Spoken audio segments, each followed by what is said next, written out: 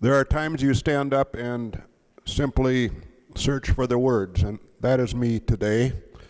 I'm not sure how I'm going to articulate my feelings, but know that they're deep and they're profound, and I would simply urge all of you to think long and hard about this amendment, because I think it's an important one. It's probably, I don't know where this session's going. I don't know that I could speak from a heart, at least, a more personally compelling amendment this entire session.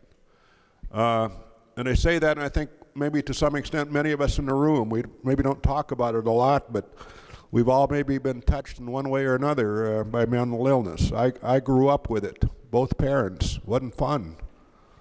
Long time ago, wasn't much treatment, you know, and it was tough. But as I think about this issue, and I think about, and let me just say, Senator Laurie, you're a kind, compassionate person. I know you are. Your mother was, you are. It's just, that's the Laurie family.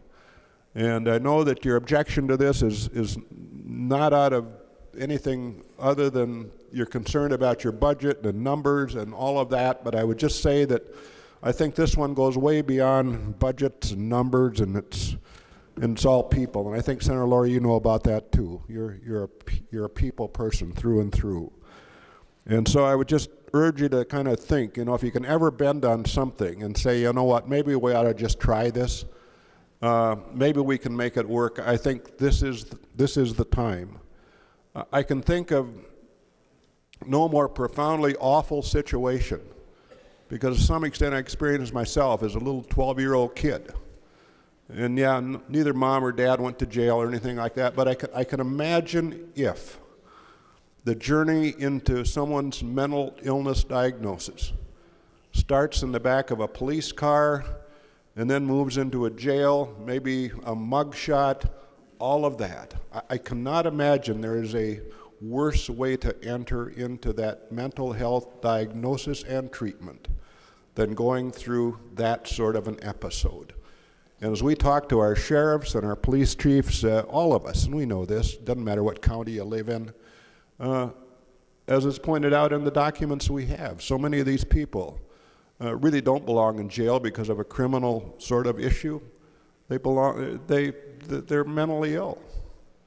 It's a disease. It's a disease. We didn't always think about it as a disease. You know, as growing up, you know, I hate to say it, some people in my little community thought my parents were crazy. That's what we called it. It was awful, you know. But, you know, you grow up and you grow through those things. But this is real. And I just hope that we can find a way that when this comes up to a vote today, that we just don't vote Democrats and Republicans.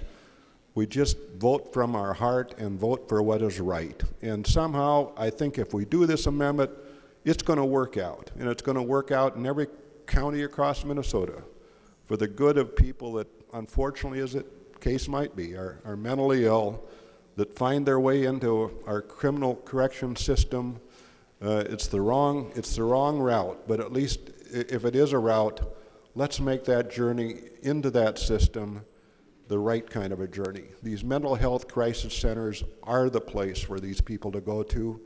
That is the right way to handle these people. That is the right way to move them through their, if you will, their diagnosis on into a treatment, and as Senator Anderson has pointed out, into a successful life. This is just so important, members. Give it a long, hard thought. And Senator Laurie, I just urge you to kind of, I know you say I'm reluctant, I really like to do that. Kind of lift your reluctance on this one and let it go. Let's give these things a chance. I think Senator Goodman's got an amendment here that we ought to try to all support and get behind. It's just that important.